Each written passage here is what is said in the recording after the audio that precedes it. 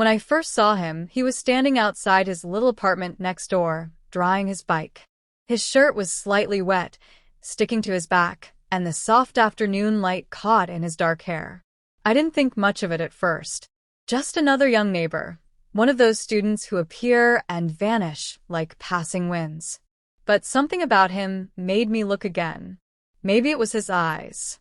They held a kind of curiosity, gentle and unsure, like someone still learning how to belong in the world.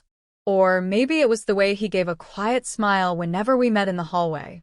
Whatever it was, it stirred something in my still, quiet life. I had been living alone for years. My husband had left a long time ago, and my son had moved to another country. Silence had become my companion. My mornings were filled with the sound of birds and boiling kettles. My nights passed with books and television shows I didn't really care about. Life had settled into a dull, steady rhythm. Safe, quiet, and completely forgettable. Until Armin moved in. Yes, that was his name, Armin. 20 years old, studying engineering, living away from home for the first time. One evening, the doorbell rang.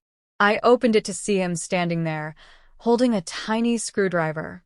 "Ma'am, I'm sorry to disturb you, but do you have some tape or maybe a hammer?" My curtain rod just fell. I smiled and nodded. "Of course. Come in." I'll find it." He waited awkwardly at the doorway while I looked for the tools.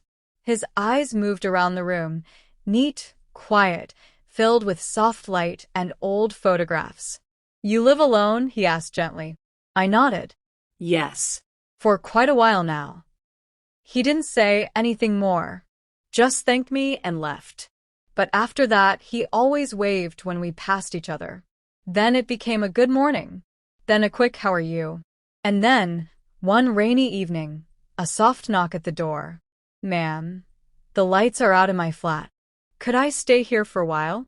Just until the power comes back." I let him in.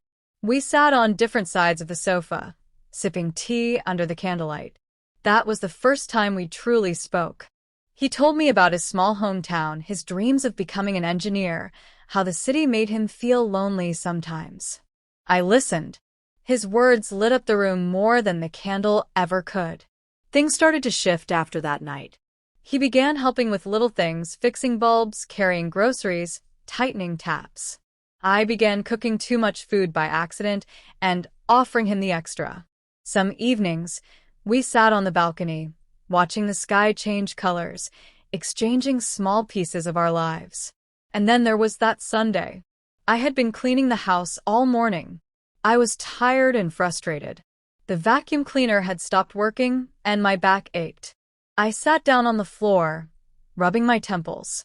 That's when the bell rang. Armin stood there holding a bag of fruit. "I was passing by the market," he said. "Thought you might like these." I didn't say anything, just motioned for him to come in. He looked around, saw the mess, the vacuum, my tired face. And without saying a word, he knelt beside me, took the machine, and fixed it. "You should rest," he said softly. That was the first time he touched my hand. Not in a wrong way. Just a light, comforting touch, warm and calm. Something fluttered in my chest, like a quiet storm I hadn't felt in so long. That evening, we had dinner together for the first time. I made chicken curry. He praised it like a child discovering something new. We laughed, and when he reached over the table to pass me the salt, our fingers brushed. We didn't pull away right away. The air felt different. Heavier, warmer. In the weeks that followed, that feeling grew.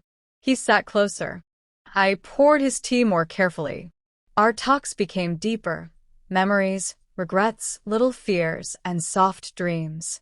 He never stepped over any lines. But still, he filled the quiet between us completely.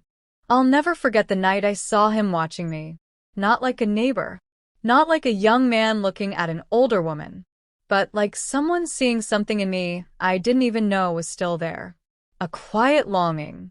A connection that ignored age, time, and what the world might whisper.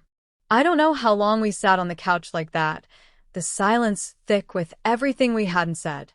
Outside, the sky had turned orange and gold. Evening had arrived, without us noticing. Zion looked up at me with those eyes. Deep, searching eyes that made me feel seen in a way I hadn't been in years. "Alina," he whispered, his voice soft and unsure. "What happens now?" I opened my mouth, but no words came. The truth was I didn't know. Everything about it felt uncertain. A little dangerous, but also incredibly alive. "We just breathe," I said finally, my hand brushing the side of his face. "One day at a time."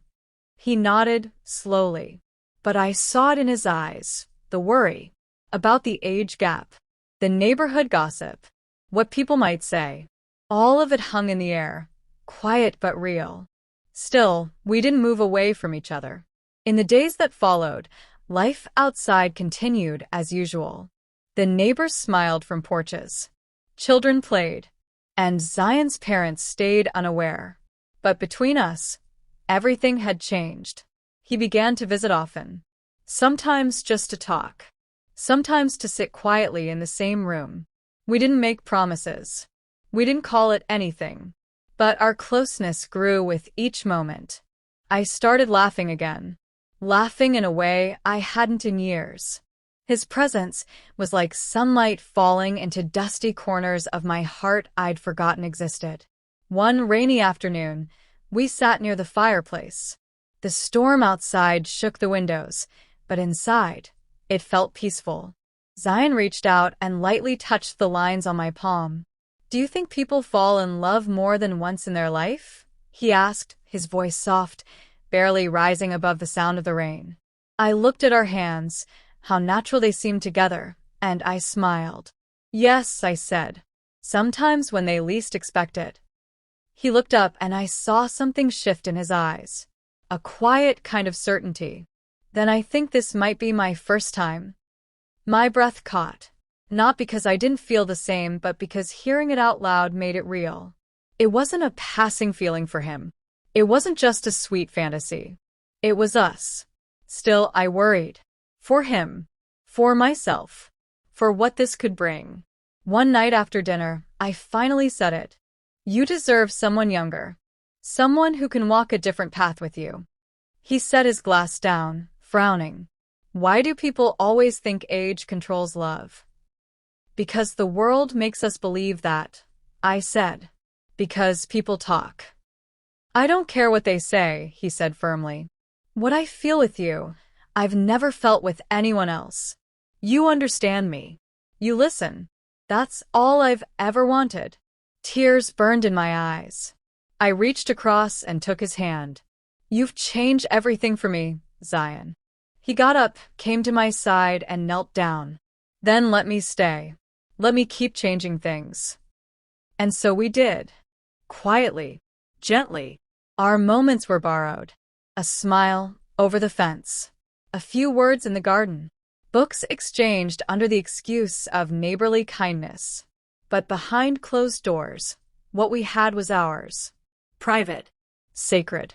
One night, we lay on the rooftop, a blanket beneath us. The stars above us like tiny scattered jewels. Our hands barely touching. "Do you think this will last?" he asked. "I don't know," I answered honestly. "But I know I'll never forget it." He turned toward me, his face only inches from mine. "Neither will I." There were no promises. No forever declarations. Just the two of us in that moment. And that was enough. As the months passed, our bond grew stronger. He began writing poetry, quiet, thoughtful lines that he only shared with me. I started painting again, moved by how he saw me, how he made me feel. It wasn't a love story people would understand, but it was real, and it was ours. One morning, I found a small envelope slipped under my door. Inside was a handwritten note. "You made me believe in love when I thought it was too early to feel it. You made me feel loved when I thought it was too late to find it." Zion, I held the note to my chest, letting the tears come freely. He was everything I never knew I needed. And maybe one day, the world would understand. But even if it never did, I would hold this quiet, secret chapter close to my heart. Because love doesn't always follow the rules. Sometimes it simply finds you,